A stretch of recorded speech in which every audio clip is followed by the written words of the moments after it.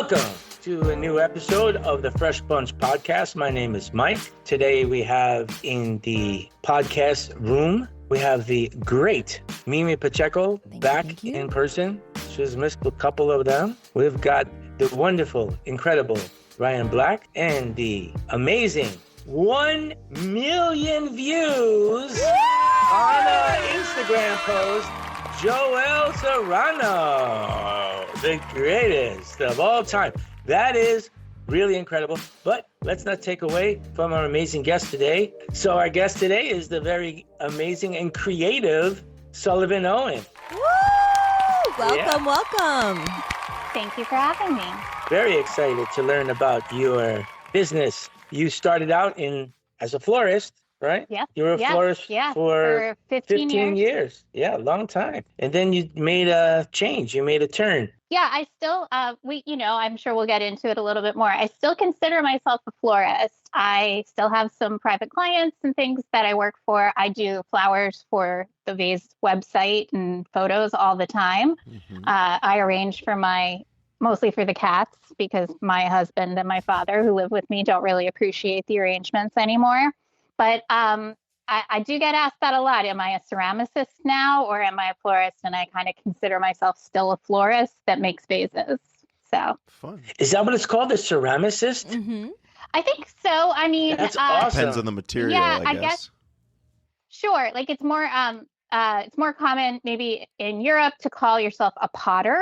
Mm-hmm. I think ceramicist sort of is like a nice way to describe the potting and the artistry. So I think it's like floral designer, florist, it's sort of interchangeable and kind of based on how you see your practice. I imagine every florist at some point is like, oh man, I want to make my own vases. Yeah. I'm sick of buying this crap from whoever. Everyone has the same things. Yeah. Well, also, I couldn't have predicted it, because this kind of started for me during the slowdown when I had a bunch of weddings booked in 2020, and most of my clients could afford to just kind of move the dates out. So I found myself not really working. And but following that, the supply chain issues, especially with hard goods, have become so challenging that even if you can find the vases that you want, getting them in time, unless you're ordering 8 or 9 months in advance, which is risky in and of itself, it became this kind of thing where it was like, vases are even more challenging this side of the supply chain and fuel and truck shortages and all of the crazy things that affect the logistics of both the fresh flower world and also all our supplies and things. Yeah, so sometimes when things are like not good, it could create new opportunity. Yeah, I mean, I feel really fortunate. I know, so many people had a tough time. So many growers around the world couldn't come back from that 2020 to that lost season. I think that for me, I felt really grateful that I had something that could occupy me. I was a little lost for the first 6 months. My clients were super sweet. They were willing to do deposits and things like that to kind of keep the small businesses going. But I'm in Philadelphia, big city. We had so many changing restrictions. It was so hard. So I kind of just put everything event related on hold and started renovating I bought an abandoned house in 2012. We took 5 years to finish the inside, and the garden was a poison ivy chain link fence kind of disaster. And so I spent the spring of 2020 through the summer starting to renovate the garden just for something to do, because as a florist, you're used to physical work, kind of, Yeah. And so I started doing as much as I could, and I was missing flowers. I couldn't really afford to buy anything as much as I wanted to support my wholesalers. I didn't have any money. What state are you located in? I'm in Pennsylvania. But I'm from part? New York originally. So New York. New York. From New York. Yeah. Upper West Side. So, oh, really? I'm from Yorkville. Okay. Yeah. So, so New York is always, going to the market, getting to know the wholesalers, all of that. And I know that's your background too. Like, there's something really special about that. And so I felt very much like I was missing part of my friends and family during 2020. So in general, I'm not going to dwell on that time. I know lots of people had a really, really rough time, but I was working myself to exhaustion, trying to sleep, trying not to worry. The business at that point was 11 years old. I had worked pretty much exclusively in Philly, but started taking travel jobs. I worked in New York occasionally. I had some clients bring me down. I did a bunch of weddings down in Coral Gables in Florida. So yeah, Did travel. you rent space from somebody to do those jobs? Actually found a really cool Airbnb guest house, like somebody's pool house that had a porch, a big kitchen, and they didn't mind if I cranked the AC. So that was because now they have floor space where you can go on the app and you can rent a spot, which is pretty cool. I mean, so much of that is happening. I don't use my walk-in cooler and my studio space as much, so I let some of my freelancers and people in the area kind of use that. I also am a pickup spot for one of my friends that's a grower. So if you've got the cooler space, it's kind of cool to let somebody use it. Why not? Because, the minute you take down the walk-in cooler, you're going to need it for something. Exactly. So it just stays up. But anyway, we're wandering. I tend to do that. I wander. So you let me know if you need. Oh, in any second we'll be talking about food. Don't worry. Okay. I did hear that in a few episodes. Yeah. So I was in the garden. I was working like crazy. In 2020 summer here, it was over 100 degrees every day. We have the humidity. I needed to find something indoors or I was going to physically injure myself, with the gardening. And we are fortunate in Philly to have a place called the Clay Studio. The website is theclaystudio.org. It's a nonprofit that started in the 60s by a bunch of artists for teaching the community about clay and ceramics. And now they're, so they had put classes on hold, just like everybody. And in August, they were resuming in-person classes. It was only 5 people to a class, and it was, small. But I went to art school for 2 years before I left to go work. Okay, and so there was already a core of art built in. Yeah, I was an artsy kid in school. I went to University Arts here in Philadelphia for 2 years. And then I got a job working for the early iteration of Urban Outfitters and ended up leaving school to go work on that, which is artistic in its own way. Yeah, sure. I don't know what ages you guys are, but in the 90s, those stores were it was such a fun job. That's cool. So I had some clay experience. I could use a wheel, not like a pro, but enough. I could hand build. So I signed up for the one class that I had never done anything with, which is called slip casting. And it's a commercial practice. So you guys in the floral trade, everybody listening that's in the floral trade, you can notice a lot of stuff from Accent Decor, slip casts, some stuff from Syndicate. You can notice sometimes there's a little seam line on things. That generally means it's a slip cast item, which means an original object is made and then a mold is made of it. So I took this class. There were only 5 of us. I had never done it before, never done slip casting, but obviously knew a lot about vessels. Yep. And so my teacher had us, the first exercise we learned in mold making was to make a mold of a light bulb, like a simple, normal base light bulb, a 2-part mold. And then we would pour liquid clay into it. It clings to the walls of the mold and then it comes out. And this light bulb, if you cast it in porcelain, was so translucent and beautiful. It would make such an interesting light fixture on its own. And seeing the mechanics of the process just kind of sparked something in me. And I realized that these organic curves and things, I know this is audio, but for you, the organic curves and things, you could not do this on a pottery wheel. You could not do this by hand building. And so it was the practice of slip casting that kind of led me to the first iterations of what would become the collection. And so I'm incredibly grateful to the Clay Studio. I still keep a studio space there. We have a large communal workroom. You rent, you pay a little monthly rent. I do my own firing and things. That's really the place where I do kind of one-off things, or if I'm experimenting with an idea. The Clay Studio has now, since I started in the old building that had been there since the 60s, they got a big grant 4 years ago and moved into this beautiful $6 million facility. So I'm fortunate that I get to work there now. Yeah. And we have That's a good grant. Oh yeah, it was amazing. It's a really, really, I mean, I think at this point they teach something like 70 different classes a semester, and you have they do clay outreach programs in the community for kids. It's a really great organization, so it's nice that it's so well funded. But to me, now we have some new technology we got a grant for, so there's clay printers and things like that, stuff that I'm not quite ready to get into, but you have access. You mean like a 3D printer? I do have access to it. Cool. Is that like a 3D printer kind of thing? It's a 3D printer, but it prints paste. So they print. You can print food, like chocolate is sometimes printed on a food safe one. You can print clay. You can print concrete. There's actually really large scale ones that are printing homes. I saw the houses being made with printed concrete. That's it. It is wild. I'm at that age where we were just starting to get, I'm almost 50. When I was in high school, we were just starting to get Mac computer labs. So to me, the 3D printing technology is like the Jetsons or something, right? Like it's like pushing a button and this thing comes out.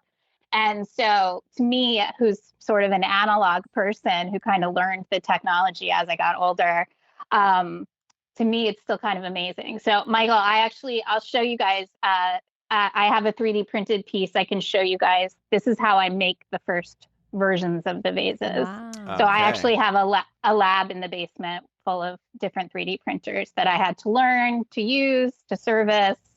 This is right up my alley. I actually was recently searching slip casting to learn how to do it. I was watching videos and I was looking for a local place to do it because I don't have and there's space. None. But there are places actually. You just have to. I don't know if there's a $6 million grant space that we could jump into. But I'm very interested because I have a 3D printer as well. I'm working on something right now that I was trying to convert from 3D print into a mold to make casting out of. So I'm very interested in this conversation. Yeah, definitely. And I can also, like offline, we can talk about how I handle the manufacturing process, because I presume you might want to make something more of this. Yes. Exactly. Sounds to me like Ryan needs to make a trip to Philly. Or you need to go to Portland, Oregon, where my production studio is. I did see a video of they looked like it was being mass produced. Okay, perfect. USA made. USA made. So, maybe we can jump into that a little further into the process. Sure. But that was a really important thing for me. I know you guys know all the chaos that comes with importing things like flowers and stuff like that. But for me, the choice to make them here was also about.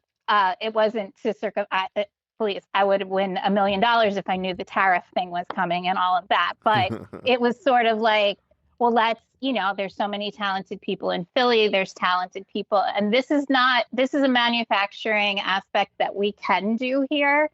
It's not a ton of equipment. It's not a ton of unskilled labor. These are skilled jobs and things. So to me, finding my production studio, they are my manufacturer, for lack of a better word to describe it, but we're talking about a team of 5 people. So, this is not a factory. They take quite a bit of work on, and every piece is touched. I like to think, flowers touch about 7 different hands before they get to us through the wholesale process. And I feel like my vases go through that too. About 7 different pairs of hands handle the piece before they get to me. The how-to video you posted it's all hand. It's just poured in. It's absolutely. It's all hand. Yeah. So. The mold is really a tool. It's not, so there's a UK version of the Great British Bake Off for pottery. It's called the Great Pottery Throwdown. I love it. Yeah, absolutely. Right. The guy, he cries when somebody gets a perfect pot. He's amazing because he cares so deeply about the craft, but also that's so on brand, right? I'm sure we can all think of those characters in Flowers that are like that person that cries over a beautiful, he's like that. He cares so much about his craft, but they sometimes show, they show some of the Stoke-on-Trent old facilities and things like that. Here in the States, actually, the brand Kohler has a big research facility for slip casting, because sanitary ware, as they call it, toilets, sinks, etc., is a huge casting. That's the entire production is casting, and it's made, a lot of it is made here because you're talking about weight and fragile and all of that. So they do it here.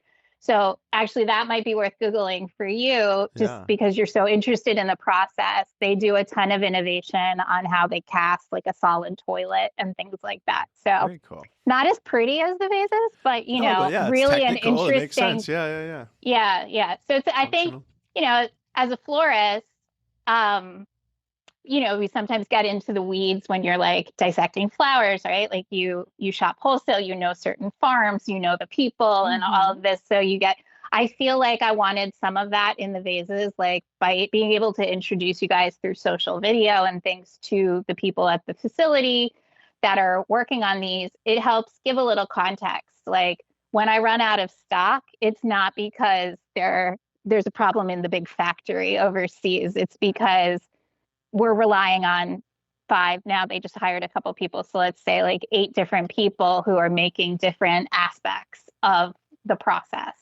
So to me, that was just as important, because I went to Holland in 2012. I had been a florist for 2 years at that point, and I went to Holland with Flower School New York, and I saw the facility, and then they took us to a lilac grower outside of Aalsmeer where you took the barge. Yeah. So I tell the story all the time. Greatest excursion ever to go to Hans Koster. So we were there, and it sounds like you're very familiar with them, but to me, this experience, yes, it was cool to ride the bikes and see the flowers moving around in this giant facility, but we're talking about, again, this number 7 keeps coming up. There were about 7 guys there the day that we were there. The plants had just been brought over. They were sitting on the enriched soil dredged from the bottom of the canal, and they were growing these magnificent stems of, I think every florist's favorite lilac, might be maiden blush, just because it's so hard to find, right? Yeah. And I saw these plants, and they were saying to me, "Oh, that one's 85 years old. That rootstock. This one's 100." And I was just like, I came home and I was talking to some of the guys in New York, and I was like, I'll pay anything for a stem of lilac now, which I'm sure is music to the whole right. Ears. Every time I take people on that trip, the first comment is, now I understand why it costs so much. And I think it's too cheap when you see all the effort that goes into it. They should be a fortune more. Yeah. And so I think that for me, that happened so early in my career, but it was something that I started applying to my proposals, my event work and things. Like, we need to pay not just the cheapest price we can get for flowers, but we need to pay for the people. And so, I know we talked a little bit. And the art form and the back-breaking labor that it takes to produce one stem of that lilac. So, I always talk to people who have freelanced for me. I've mentored some of my freelancers, have gone on to open their own studios and businesses and things, but it's not our job to provide designs for people that fit some budget calculator that somebody gave them. It's our job as professionals to know the costs of the ingredients globally, to keep that knowledge, to know that prices are going to fluctuate. Fall colors are going to be more expensive in the fall. June is going to be a tough time for the blushes. That's your job. Your job is not just to execute a design, but to ensure that you are pricing your work so that you, your team, and the people all around the world that grow the flowers get to continue to do this. Because if we don't support it at that level, we know it goes away. Mm-hmm. And I have had, I think that's why most of my wholesale relationships, like, they love me, right? Because you send me a price list, I don't really care. It's my job to find out that information and make sure I'm charging the clients accordingly, to still keep my staff paid, to keep my studio going, and to make sure we're paying what we need to pay. And so I agree with you. If you could take every designer to have that experience, you would never hear a complaint about the cost of anything. Yeah. And so there's an offline project that we can discuss that I started to work on when I came home from that trip. And it was a way to bring more people that experience, because the ingredients. Hey, Sullivan, I have an idea. I'm sorry to interrupt you, but I have an idea.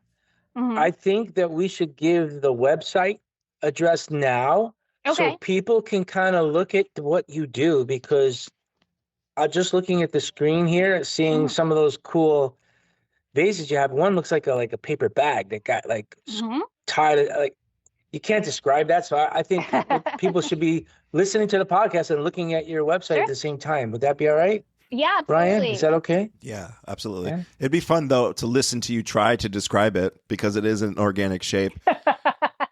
Okay. Yeah. Let's start with the website, just so everybody knows. Okay. It's sullivanowen.com. Boom. Sullivanowen.com. Very easy. So you guys should log on to the website, and while you're listening to the podcast, check out the creations that are coming out of Sullivan Owen Studio. It's add a few to cart, check out. Yeah. To our drivers that are doing this, just think of the one prettiest that I see behind you. Oh yeah. Oh, you love this? The one that looks like a paper bag that is getting tied at the top with a rope. So I know that one. I like we're that not one. on video, but this is the original. Well, there was a few versions of this, but this is the original. It's a wax clay sculpture. Wax clay. So that is how. So it has been refined. So once I do this, I scan it, and I can send you guys some pictures of this stuff. So maybe we can. She's holding up like a 2-foot size sculpture. It's like I think that's twist number 1. Solid gray. It is. Yeah, and all these See, pieces. Mimi's on the website looking at the pictures. See what I'm saying? You have to, yeah, because they have our organic organic shapes. So they almost look like an hourglass kind of based shape. But they kind of look like a bouquet wrapper, a sleeve of paper wrapped around. That's what it looks like. Yeah, like a bunch tied up. Yeah, that's exactly the concept. So the original inspiration for some of the lines came from, I look at a lot of fashion, I left school to work in retail. I worked for a bunch of different retailers before I started my own thing in 2010. And so fashion's always been a big inspiration. And when I realized you could do these kind of organic folds in slip casting, the first thing I thought about is, what would you just wrap a handful of flowers in? So twist number 1, there was a dress that kind of inspired the curve in it, but the idea was, what if you just grabbed yourself a tall handful of flowers and held it like a bouquet, and then you could just drop that into a vase.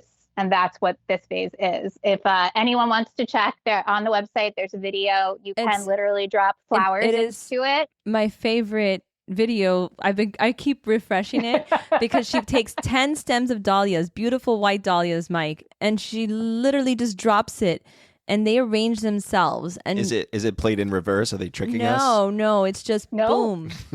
I filmed it in slow motion. Boom. It's perfect. It is slow. But is there some sort of like a chicken wire material or something inside? Into it? No. Or it's just the way that you have the corners. So the easiest way I can describe it, slip casting, is the inside mirrors the outside. So let's say we took a standard glass vase that might have, or like a vase that has an inner, let's say a 4-inch cylinder, and then like maybe a bubble shape around it. Okay. Slip casting doesn't do that. So every interior curve that you see on the outside of the vase is on the inside. So the folds in twist actually hold the stems in place inside. So if you wanted to put stems in, you'll find that the same ridges that you see on the outside help guide the stems. So that's really where the inspiration so Barely Cinched, which is on the website and happens to be behind me while we're filming. Barely cinched. That's a great description. So it's slightly cinched. It's taking a very common, in the delivery world, a very common size 7x5, and kind of tweaking it and giving it different angles and heights so that the stems don't all fall in the same way. And that I tend to walk around my garden now that it's 6 years later, 7 years later, it's full of flowers, but it started to really start to bloom 2 years into the effort. And I would just walk around and I would take my clippers and cut a bouquet in my hand. And I just wanted a vase that I could put that in. I would still arrange it a little bit because, you're cutting wonky heights and stuff. But Barely Cinched was my first vase. I actually made that in my class. I took the slip casting class at Clay Studio twice. I took it in summer 2020 and into the fall winter 2020. And so I made Barely Cinched in my class using a 7x5 concept and started playing with the folds and things like that. It has since been tweaked a little bit. I still have the originals because mold making in itself is an art, and I'm not the most patient person. So the mold, we scanned it and tweaked it a little bit and remade the mold, but it hasn't changed much. And it's the sleeper of the collection. Like, people always want to go for either, the baby twist is giftable. People give that away. They buy it for themselves as like the first vase to try. And it does arrange the flowers just as easily. But when people are like, oh, which one would you get? I always say Barely Cinched because to me, it's the most useful. Okay. I gave one of these. Is that your biggest seller? Is that your best seller? So baby twist, the little one, tends to be the best seller. How baby is that one? What's the size? It's I think it's 6x4. Oh, okay. That's not too baby. The specs are on the website. Yeah. The exact measurements. But so Barely Cinched is the one that started the whole collection. I had made it in 2020 into spring 2021. I started getting back to working with clients. I had a client planning a spring wedding in April of 2022, and she and I became the mother of the bride, and I became very close. And she was following the ceramics because I started to share it, and I ended up. She loved the vases so much that I gave her daughter Allie's bouquet in a Barely Cinched that I made specifically for the wedding, and I colored the inside, and in a pale blue color that kind of matched the wedding palette. And Allie and her husband hadn't moved into their new place yet. So mother of the bride, Sherry, decided to keep it for her and ended up using it. And I ran into her at another client's wedding a year later. And she said, Allie hasn't taken that vase back yet. I use it every week. And I was like, really? I use it every week, but I'm a florist. I do flowers all the time. And Sherry, she has great taste, but she's not a florist. And she's like, yeah, it lives on the kitchen counter. We put flowers in it all the time. And I came home from that wedding and I was talking to my husband and I was talking to some of the girls. We were working. And I was like, I really thought I was going to make them just for me because it is such a labor intensive thing. And at the time my head was in like, oh, well, I work, I only do about 12 weddings a year, but they're large scale events and they are full-time work for the whole year. Okay. And so, but after that conversation with Sherry, I was like, okay, maybe I should start to figure out how I can do something with this. And that's kind of where it all came from. How fast from that conversation until you were already shipping and selling? From the first casting of Barely Cinched to launch, it was actually 4 years. So it was not a fast thing. I say I'm not patient, but I'm patient when I have an idea for how something should be. And the nice thing about this is it's not perishable, right? You don't have the start time of the bride walking down the aisle. So I could really take my time with it. And I've had a lot of client work between 21 and 23 to kind of catch up. And then it was sometime in after my spring weddings in 23, having had that conversation with Sherry a year after her daughter's wedding, that I was like, okay. So I want to say we launched. So I would say I first started working on them in 2020. I started the process of trying to make multiples. And then I would say it took about 18 months from there to get the other. I had already been working on the other pieces. I imagine it takes a while just to figure out packaging and shipping it. Well, your packaging is beautiful as well. Oh, thank you. Yeah. That was a whole separate thing. Yeah. I actually had the idea for the packaging simultaneously with some of the first sculptures because they are so interesting. And also a big part of shipping something fragile. Well, you guys know flowers. They're a lot, right? So, one of the big things that I had ordered vases from different sources over the years, from small makers to big companies. And you want that experience, but also I wanted it to get there safely, because for me, that's a sustainability thing. I'm a small business. I can't have things break in transit and constantly be replacing things. So the packaging sort of was evolving with the pieces. I just knew I needed a way to make sure they would get there without breaking. And I'm happy to say in like 1,500 shipments, we've had one breakage. Nice. And I think that's because UPS like literally ran it over. Wow. That's fantastic. Who is your customer? I would say my customer tends to be flower fans, tend to be women in skewing to 30s and slightly older, people who really just kind of like to decorate their home and like to keep flowers around. So it's direct to consumer. It is 100% direct to consumer. Okay. I would love at some point to try to figure out a way to bring some of these things that I've learned and concepts to the wholesale supply side. But because I have this kind of position on how I want to manufacture sustainably in the US and things like that, there's obviously a lot of headwind against that to try to produce something as inexpensively as we could get from India or Thailand or things like that in the US. But I would also assume that a high-end florist could purchase some of the collection and sell these to their customers who are weekly customers. Because I'm going to just put it out there, Oliver, if you're listening, draped *1 or even envelope *1. I've seen several videos on how they make the flowers fall.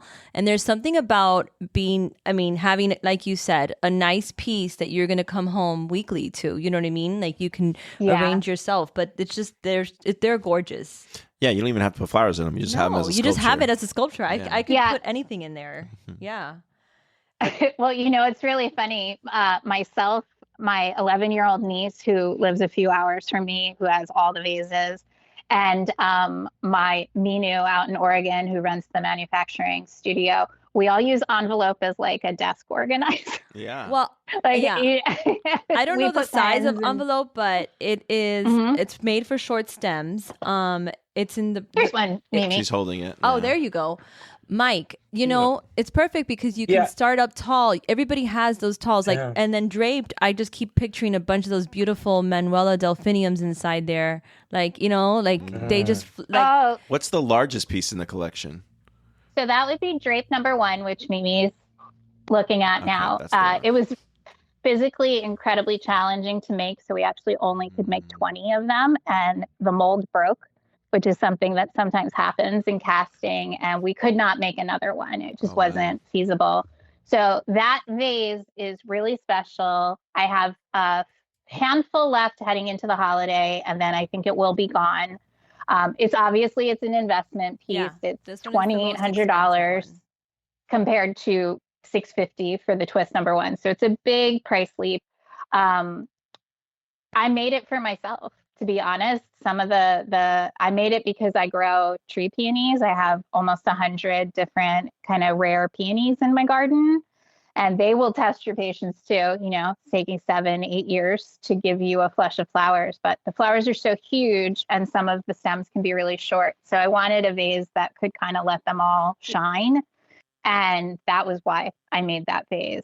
I wish I had been able to get the price down, and I think the concept of it will appear in a future vase. There's probably a vase somewhere between envelope and draped that I can't get over the way that they fall out of the side of it. So there's something there that needs to carry forward into the collection. It's just it's an engineering problem because it was just a large piece and so hard to make. Is it just that slip casting is hard to do on a large scale, or is it just cost more to do it? So I think if I were not doing porcelain, I might have had a slightly easier time if I was doing like a stoneware, which is what a lot of commercial ceramic vases are made out of. Porcelain contains a high amount of silica, which is glass.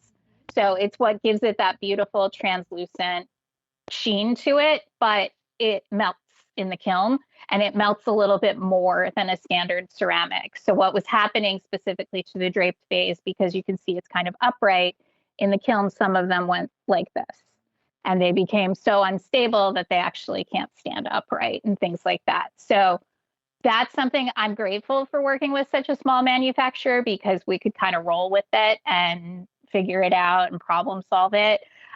We were able to make 20 ultimately, but the first couple, we were like, both of us were like teary because it's so much work. And then to have you open the kiln and it's like, oh, what happened? But yeah, so I think, the collection is very much based on, I guess, 12 years at the time when I was working on it of making arrangements. When you make it with muscle memory, how the stems fall, what length things need to be. Most of us, after a lot of arranging, can kind of do it without thinking, especially if you've chosen your palette and all the flowers are good, right? So it was like, well, how can we bring some of that home to customers so that, and I talked a lot earlier in the chat about how much I love my wholesalers. I love the people that grow flowers. Yes, I love my garden and I love cutting my flowers, but I was also struck that many times I've been in Europe with how much Europeans value bringing flowers home. And it's something I wish more people did here in the States. And so this was a way to kind of give them an incentive to bring more flowers home, right? People that buy Baby Twist now are buying a handful of flowers every week to kind of keep on their desk or things like that. So, am I proud of them as an artistic achievement, as a beautiful vase? Yes, but I feel like anything I can do as somebody who has benefited so much from this industry is anything I can do to encourage people to have more respect for, buy more flowers, value the people that grow them. Anything I can do in a small way to push that forward is really important to me. And so that's one of the most exciting things. I get people can read. There's lots of happy reviews on, especially Baby Twist, because I think Baby Twist it's a price point that's not like an impulse purchase, but also it's a petite vase. So my favorite thing is how many people are like, it really does what it says it does, or it like lives up to the hype and things. I haven't seen all of your reviews with all of the flowers. They come with pictures, not all of them, but a good amount have pictures. And I think it's beautiful because I haven't seen a bad arrangement. And I can't picture that these are florists. You know what I mean? Like, they're gorgeous. And some of them are just mono varieties of, plain. Mm-hmm. And it's just so pretty. Yeah, I think it's the twist. I think that's something I'm trying to work on. So originally I was doing some like vase library with different arrangement concepts. But as a florist, I'm so drawn to using a diversity of a palette. Also I'm cutting from my garden, so it's not like I have 50 of something to cut. I have a few stems here or there, but I am trying to we're working on a series of arrangements with just 10 stems here or 10 stems there, because, that's how a lot of people are shopping when they don't have access to wholesale flowers. But, it's my nature to want to make these beautiful nuanced palettes and things like that, just because I am a florist. Have you come across any other similar situation people that are doing vases, that are individuals making vases for florists? Or obviously there's a ton of ceramicists in the country and there's people that are making pottery and art. But in your specific situation, I'm curious if there's other people doing this as well. I don't know that anyone is yet, but I hope that my experience, like sharing it with people, this was something, I think we had it in our notes, like, I would really welcome it. I think all of the people who've been designing for any period of time have run into that event or project or something, and the vase just doesn't exist for it. And the best innovations come from us, right? Like, we shouldn't be waiting for Oasis or Syndicate or whoever to decide what the new product should be. It should be coming from us. Like, you look at all the innovation that's happened in terms of like large scale mechanics and things like that, because people want to be foam free. It's that kind of stuff that needs to push the projects forward. So I would welcome it. I know that it's popular for some brands to bring designers in to consult on stuff, and I think that's all really great. And nobody has to go the the bananas route that I did with like 3D printing and all, I'm available too on like I'm a big fan of mentoring, of having a conversation with people. If somebody just wanted to reach out and like ask a question, like, hey, I want to try to figure this out. I do this for everybody that I know. My hairstylist has a brush she wants to make. I'm trying to help her figure out how she can make this coloring brush a reality. The stuff that we need, if we need it, chances are somebody else needs it. And so that's kind of where the stuff comes from. And that's amazing that you give that option to mentor and help people, because I think people have a good idea and then you lose it because you feel the challenge of how do I make this? Sure. Casey, the other day, he takes his daughter to the farmer's market every week on Sunday. So he bought a hand cart, and he goes to me. My husband has a 3D printer, and he does a couple little things for Ryan here and there, but it's all hobby based. And Casey's like, Mimi, I need to make something that fits my wagon, but I don't know, and this and that. I go, Casey, I'm sure. So of course I went to Maker's World. I found a mold that I can work with. And he's like, yeah, but I don't want to bother you. And I'm sure your husband's busy. I go, Casey, watch this. And I knew that we had, a spool in. I go, done. And then I tell my son, I go, take a picture of the 3D printer. I go, from here, I'm already doing something.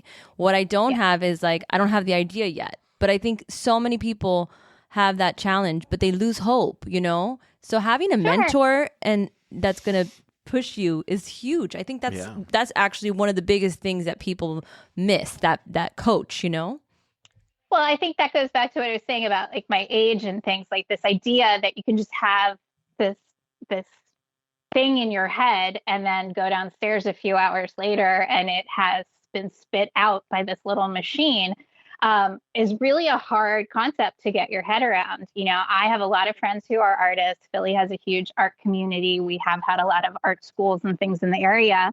I have friends that work with vintage parts. They are sourcing things from junkyards and things. And I'm like, it doesn't necessarily take away from the art if we tweak this part a little to make it what you need so that you can make more of your art.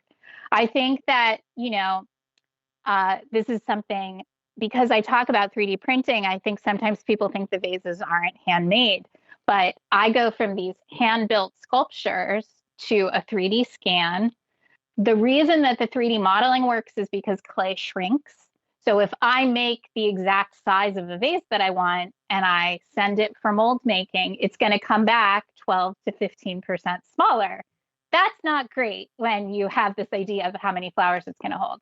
So the 3D printing came in really because I needed a way to easily scale up the work. Yeah. But I agree with you, Mimi. I think people think that it's tedious. I almost say there's two parts to 3D modeling.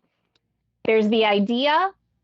Actually, there's probably three parts. The idea, somebody that can make it a 3D model for you. Like there's great resources online for free things. And sometimes you can find a good starting point out there. And that's one of the cool things about the 3D printing community. And then there's somebody that can run the printer and get it to print for you. Yep. So I think that, that is an obstacle, especially for florists, floral designers, people who run delivery shops, people who do big events. The cycle of proposal to project to execution to next year's job doesn't leave a lot of room for that. Hey, what could we make? But the lack of mechanics thing for me was something that I just thought, people at home don't have foam. They probably don't have a giant spool of coated chicken wire. And so how can we do some of this? So I would say envelope is one that's a little more challenging for the least experienced designers because it is so shallow. So I will say I can't share anything yet, but I'll certainly let you guys know probably sometime this time to winter next year. But through the course of this, I invented a new kind of floral support tool that I'm in the process of patenting. What material would that be made of? It would be a dishwasher safe, flexible material. I can't say just yet which one because we're still testing. Sounds like a Shark Tank opportunity. It is my Shark Tank opportunity, I think. And it was born out of the vases. I was using the vases and I was like, I don't want to put any of this stuff in here. I don't want to use this stuff. What can we make? And that is a whole, and so we talk about the challenges of making things, right? Like I learned how to make vases in a few years. Now I'm learning how to patent a product that probably needs to be either injection molded or some other more intensive manufacturing process. And I'm looking at using a different type of polymer. I'm looking at having it be completely recycled or plant-based or things like that. So it's a whole set of things to learn while juggling a growing business. Mm-hmm. And so, yeah, I totally relate, Mimi. You know, I can't say I have tons of time for mentoring, but it's one of those things. Like I also always say, because I think this is something that sometimes younger designers need to hear. I know the people that work for me sometimes are always shocked, but you have to ask. People think in this age of social media, they will be discovered and they will be like this. That is just not the case. If you want to work with somebody, reach out and reach out in a couple different ways. Don't just slide into DMs because, you know, some people have them on, you know, don't show me the unknown messages. Yeah. So try to find a few ways. Slide into DMs. What does that mean? Joelle, that's for Joelle to Come answer. on.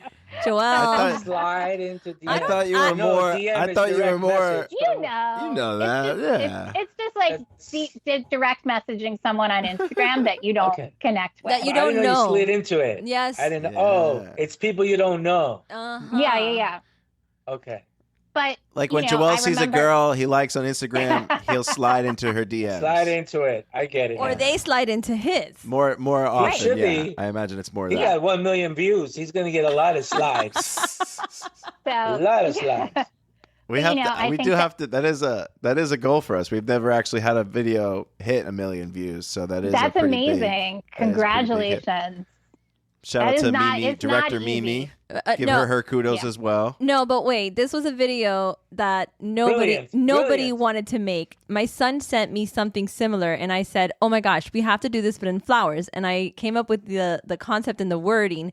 But every time I would ask somebody, and let me tell you, most of the time, everybody's game to participate in social stuff here. I would say 90% of the time, people are okay. This one particular video, everybody was just either too busy or in a bad mood or nothing. And then I got Joelle, who never wants to be on camera, and Kat, who's just the team player. And all of a sudden, this is like, okay, we're good. And I didn't even believe it. Least on camera. You know, like, when you post something and you just let it roll? I didn't even think. I mean, it's been out for a month already, but still, it's a good one. I'll send it to you. But let's finish talking about this because I do have some questions. I have a question. Do you ever do hand painting on these porcelain vases, like Michael, Delft kind of style? You are asking about all the things that are hidden off camera. You know? Yes, we're in her lab. You can't see it in the video, but you can see all kinds of work in progress and stuff. Warn There's boxes. Me that even though we're audio only when you release it, I needed to clean up a bit so that I could film this because it's chaotic in here. But I am experimenting because the vases are so fabric inspired. I'm looking at different kinds of applique is the best way I can think of describing it, different treatments. I did my first experimentation where I put an overglaze on the baby twist in a iridescent mother of pearl finish. That is sold out on the website. I released them for Mother's Day. They were really popular. We'll do a second edition. I like it's a very on the nose, but I like mother of pearl for Mother's Day. It's like a good treat yourself kind of thing. I will say you were asking about my customers. A lot of people who treat themselves. People are not usually, but actually we've started to see wedding gifts and things like that. And so I can paint. I have experimented with painting. I'm experimenting with some new technology, UV printing, and things that do embossed texture. I'm experimented with applying beads. I actually just got a very fine drill bit. I'm going to try actually drilling through the vases to see if I can add on things to them. It's just, we're heading into holiday. Everything you see is waiting for me to do the branding on the bottom. I apply a 24 karat gold branding with the information on the edition. I sign and number each vase, then we seal them, and then they get boxed up. So everything you see is waiting for me to do that process of the Are any of them limited edition? Like you number them to a certain amount? So at some point they will all end. I don't know when that is. Draped #1 is my first closed edition. We had a finite number of pieces. So each one of those is numbered 1 of 20. And at 20, when the 20th one is sold, they're gone. I have one that's my artist proof that I have for myself. It's hard to say. I was fortunate to have a decent first holiday season. I launched in late September of 2024. It was slow going. Another caveat for everybody who's thinking about making their own thing. Your Instagram audience is not necessarily going to be your customer if you launch a product. As encouraging as everybody was on social, not a lot of them converted, as we like to say, when you sell a product. So I was really fortunate, but that September of 2025, a year into the collection, Baby Twist was named top vase to gift by Wirecutter in the New York Times. And it's not 1 million views, but 100,000 people did come to the website to buy the vase. And we had 60 vases to sell. Wow. So that was my first experience having a big surge of traffic, which is also nerve-wracking, and fulfilling a lot of orders. And then the vase started to sell out, and it sold out like 8 times before we could kind of get on top of. Did you know you were going to be listed, or was it a surprise to you? No, I actually thought I've said already, I don't know if it made it in. I'm from New York. I'm an extremely cynical person. My parents would tell you I was a cynical 4-year-old.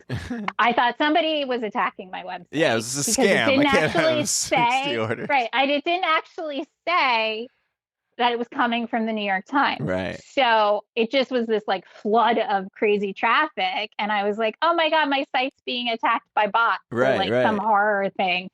It actually wasn't until so then the orders came in and people were buying, and you can check some back end stuff to make sure they're legitimate orders. And then the next morning, my niece's grandmother, my sister-in-law's mother, who is an avid New York Times reader, messaged me and was like, "You're in Wirecutter." And I was like, cool. "Oh, that explains." Yeah. So that was really, and then, so that happened in September of 2025. And in December, the New York Times let me know that I was one of the top 15 gifts for the entire year. Wow. In terms of like clicks and traffic and things like that. And so that was just like amazing to hear, because as much as I say, this is where reaching out and trying to connect and connecting with people and trying to just like put your stuff out there comes in. The connection, I found out how I got into Wirecutter, because you can't submit to them. They have to pick you. What is the Wirecutter? What is that? So Wirecutter is New York Times' recommendation channel. Yeah. If you want to buy a new blender, you check Wirecutter and it'll list your top blenders for your budget, top Wirecutters for most cost effective. And it'll rank them and give you. Like, I need new towels. I checked Wirecutter because they'll test the towels and tell you 6 different brands to check out. Yeah. So the cool thing, Wirecutter was like a lot of validation, and it was really meaningful because you can't actually submit to them. They don't take a commission. They don't. I think they do disclose if they do it, but they don't from the article I was in. They didn't from me. And so I had to do a little digging to try to figure out how it happened. And it turns out this is, again, the sharing your work, talking to people. The woman who does my hair is a longtime friend of mine. She has a beautiful salon. She owns it herself with a business partner. I gave them 2 vases. We ended up doing a trade. They did my hair a couple times. I gave them a twist #1 and an envelope, I think. And they had just a handful of peonies on the counter in the twist #1. And a woman came in to get her hair done, saw the vase, asked for the name, went home, bought a Baby Twist on her own. And it turns out a friend of hers works at Wirecutter and saw the vase through her. Crazy. So that's when Mm-hmm. Oh, so sorry. Yeah, that's when you knew. Did you ever have to use like any of the online marketplaces like Etsy or any of the other websites, or have you always been direct on your website? So the plan for me was always to be direct. I use Shopify. That's pretty common for people. I didn't want to go the Etsy route because I think I was trying to marry that aesthetic of the kind of high-end studio brands that I had built with this is a new thing. And it did require, I had loved my old website, which was very floral focused. This required a whole new thing. I actually ended up going back, even though you would think after 15 years of doing your own thing, I actually went back and joined a group about branding and learning how to speak to a different audience and things like that. I think that was really helpful. It's certainly a luxury that not every startup. Essentially, I thought I was expanding my business, but this ended up feeling like a startup of something completely new, which, from the emotional resiliency standpoint of being self-employed, I'm older now. I know better. This was a lot harder sometimes to tough it out. When I first started the studio, it was the dawn of, I was a beta tester for Instagram. That's how long I've been doing this stuff. Pinterest was invite only. And, so we my generation of florists, that 2009 to 2011, 2012, we benefited so much from the free social media. Yeah. This is a different world now. And my old playbook of just post good work, doesn't always work. So it's been an interesting couple years of trying to navigate a product-based business and a direct-to-consumer brand. And a lot of trial and error. I think it's a myth that once you figure out one thing, you're good at everything. Yeah. And it's constantly learning. And you're always going to be developing and changing your work and learning new things and processes. So, and even though you're not with a perishable good, you still have they take up space, and space can be another challenge that a lot of people, when you're making stuff, deal with. So it's almost worse. Yeah, you got a big garage full of stuff. You got to move, and you got to know your audience. Oh yeah, yeah. I mean, that's been an interesting logistics thing. I don't have any wedding jobs booked. I had a client. I'm considering doing something next spring, but this year I really felt like I needed to give all my attention to the vases, and it is working. Things are really great this year. It'll be 2 years at the end of September. Congrats. I'm getting ready. Thank you. I launched the first 3 vases, envelope number 1, barely cinched, and twist number 1 in September of 2024. In November of 2024, Baby Twist came out. I had already been working on that. Draped was in process, but didn't actually end up being released until the following spring. So it's been since spring of 2025 since I have introduced something new, and I'm happy to share because I have shared this on social media. But this is my new vase. It is my first bowl. I'll keep it in the box so you guys can see. So this is the same box that Twist goes in, so it's just making sure it fits. Is there a name for that thing on the bottom, that base of that very that kind so the of name shape? of this So the name of this vase is Pedestal number 1. Pedestal, okay. It is, most commonly you see floral designers or florists calling them either footed bowls or compotes or things like that. But yeah, this is considered the foot. But my favorite thing about this, having made, 300 weddings in my career, what do you think, 20 centerpieces on average? I've made so many centerpieces for things, it's crazy. And bowls always require something, chicken wire, tape, foam, something. They're shallow, they don't really work. You can arrange in this with no mechanics. And it's not just me, I've been having some of my team, my freelancers, one of my freelancers is helping me as a studio assistant. I let her take it home. I let her partner arrange in it. He has no floral experience. That's the kind of testing. So this is 3D printed. And so this has been I've been working on different versions of bowls since before the collection launched. And this took until just the last few months to kind of come together.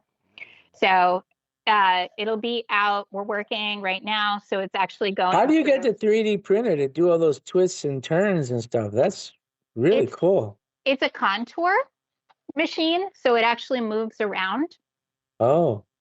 So that's how it can do the perimeters. It's actually it's not a great 3D printing is good for closed objects or for vase forms. There's actually something on all 3D printers called vase mode, where it'll just do the outside contour of something. It kind of like has like a tulip open. Yeah. So it does. Yeah. And I had a bunch of sketches of something that kind of looked like a calla lily. Mm-hmm. Yeah, wavy calla lily. Yeah. So, for me, this is a vase that people can, bowls are all the rage for like purse bowls and things like that, where you throw your stuff into it at the end of the day. But I didn't want to make another one of those shallow bowls that was really hard to arrange flowers in. So I'm really proud of this one. I think it's and it's right now we're slated to have the very first pieces released right before Thanksgiving. So hopefully people will have it for their Thanksgiving centerpieces. I know it's for Christmas. Everything is white. Right now, everything is white, Michael. Porcelain in and of itself is not something I feel like, because it's a very refined clay. It's translucent. Like I said, it has a lot of glass in it. To me, to cover it with a glaze, you would use a different material. So for right now, everything is in this porcelain white. We use a satin finish glaze, so it's not super shiny. And it has the pieces have a very tactile feel to them. Like a lot of people will comment that they feel good to hold in the hand, which is something I think is cool, because we know as florists, right, you spend a lot of time holding things in your hand. So I think it's interesting that the vases kind of feel that way too. That's beautiful. I have looked at some colors. I am testing a charcoal black porcelain. Love it. And we just cast the first pieces in like a terracotta color, but I have to say, I'm not sure that's the right material for the lines. No, we'll see. We'll have to see. So as we talk about limited edition, is there a possibility that something will be retired? Possibly. Will it come in a different color? Maybe. Will there be envelope number 2 when envelope number 1 is gone? It's hard to say. So we say limited edition. I describe it on the website if anyone's interested. There's closed editions and open editions. Open edition is really common in things like photography, printmaking. You make them till you are satisfied with how many you've sold or something like that, or the demand seems to drop off, and then you end the edition. So it says one of, and it's blank. So that's what most of these are. Draped was the first one where we were totally closed because we just knew we were never going to get another one out of that mold. And so that's kind of how I see it. That's really and we're awesome. I'm not, you have so much. You have so much that we can continue on and just. I want to learn more. I'm going to hit you up about the mentorship. Yeah. No, I'd love to. Unfortunately, we are out of time that we can go a little further. But we would love to quickly end this. We don't have Jimmy, but let's just make sure that there was nothing we missed before we close. Was there anything, Sullivan, that we missed that you wanted to get in here? I think we're okay. I think I kind of touched on some of the things that I love about flowers and the industry. And definitely. Then Mimi, I think the mentoring stuff was good and that kind of stuff. Anything you guys feel like you want to circle back on? I think it was a great conversation. I was very engaged and interested the whole time. So cool. I'm positive. I feel good about it. I think we're good. Yeah. Okay, but Dad, you said you had Jimmy's not here, but you had something. He sent you a joke, or you're taking over his job? I did research a couple of jokes. To fill in for Jimmy. Jimmy's vacating, and I'm very proud of Jimmy because he's still working though. He hasn't. But like usually he's on vacation and he works 8 hours. Mm-hmm. I think he's probably down about 10 or 20 minutes, which is great. That's a step in the right direction. Jimmy, wherever you are, I hope you're vacating and you're enjoying and you are He was busy. Not working. He was busy with his Bearded Villain drive for school for kids and stuff. He's been working his own stuff. Good. Anything but Jet Fresh for a week. He needs to it. Yeah. The man works 7 days a week. He needs his time. But do we ask the questions first or do we do the jokes first? Ask the questions. The jokes was last. Yeah. Okay, we'll do the questions first. The questions first. Sullivan, answer these questions rapid fire as best as you can, all right? Okay. Okay. At the moment, what is your favorite flower? Dahlias. In your opinion, what's the best sandwich? Gluten-free turkey special. If you could have one Wait. What's on a turkey special? Up here, it's turkey breast, Swiss. It's different delis call it different things. Coleslaw, Russian dressing, Swiss turkey, and I have celiac, so gluten-free bread. If you could have a superpower, what would it be? Time travel. What is the most overrated flower? Dahlias. What's the most underrated flower? Sweet peas. If you can pick a flower trend to put to bed, what would you pick? Spray painted, dyed. We have a farm that specializes in that. I know. Everyone does. And look, it has its purpose, but it's just, it all becomes the same. And then I'm like, well, it doesn't have to be flowers then. Make it something else. Make it paper. Yeah, that's a good point. What is your go-to late night drunk food? I don't drink, but I am a big fan of nachos. With lots of cheese. Well, no, can you have cheese? Yeah, vegan cheese. Yeah. I just want you to know that we have discovered Daisy brand sour cream dip. Sour cream onion dip. Oh, yeah. It's amazing. I like it. So, celiac just means I can't have gluten. Oh, okay, yeah. Gluten, I thought you said vegan before. I eat everything else. Yeah, but okay. So, but I lived in Texas for a while, like big goopy nachos. If you could have... What kind of flowers do you want at your funeral? Peonies.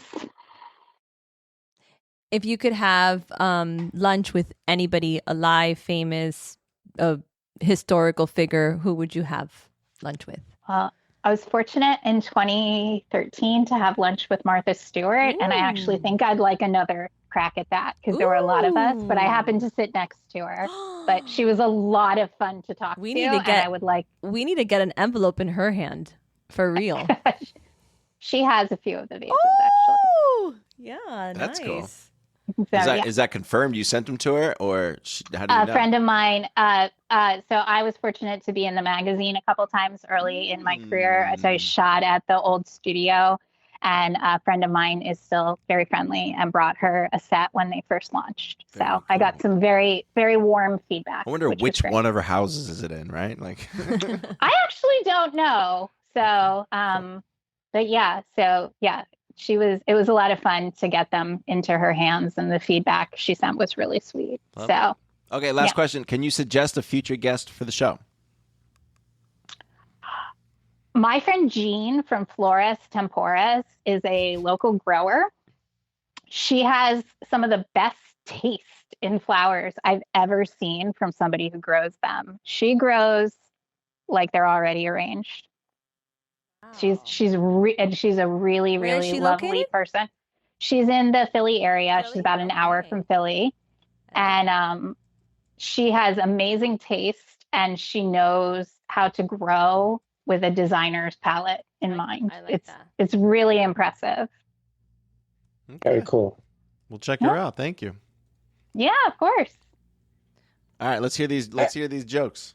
I could use one of those desk organizers because all my pens go into a coffee mug, and there's no more room. Come on, you got it. I like that. No, you're not using it for. I will not let you use it. Don't worry. I will not let you use it. I can send you one of the ones with like a glazed flaw or something. Yeah, don't make it into the cut. Send me a scratch and dent. Give us one from the back of the box. I live in the scratch and dent department. That's the floor model. He wants the floor model. Well, I'll be honest. Floor model, whatever. I'll be honest. All the arrangements you see, those are scratch and dent. There you go. I don't keep the good ones for myself. They all go out there to people. So I like the ones I keep to design and have a little something here or there. Yep, I like that. Okay, I got a couple of Jimmy jokes. Why did the flower break up with the vase? No idea. It felt the relationship was stagnant. I was going to say, it felt like the relationship was contained. Yeah, there you go. Why do flowers love porcelain vases? Oh, I don't know. Because they always provide a claver support system. Get it? That was a good one. That one is it, Mike. That's the one for the week. I don't get it. Clever, like claver. Oh, Claver. Come on. These are Jimmy jokes. Okay. Why? Jimmy's going to get mad. Last but not least, why did the vase go to therapy? It was heartbroken. Because it was feeling fragile? It was completely shattered inside. Okay. All right. Jimmy, we're on the same page. We're there. We could workshop that one. It was feeling fragile. I like it. I think it works. I like the base theme. That was a nice theme. That was Mike's. Good. That was Jimmy. Yeah. But that was Mike's suggestion to Jimmy that it should be themed on to the guest. I agree. Yeah. I agree. Good job, Mike. It's really good. Okay, so Sullivanowen.com is where everybody can check out the vases and see everything there. Do you want to shout the Instagram?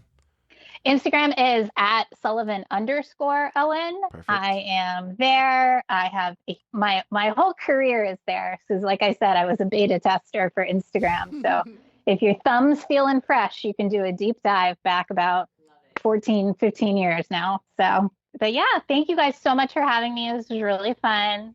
I love the program. I think I love the diversity of guests you guys have on and the subject matter. So hopefully I was provided some entertainment and some interest for the audience. Yeah, definitely. Hell yeah.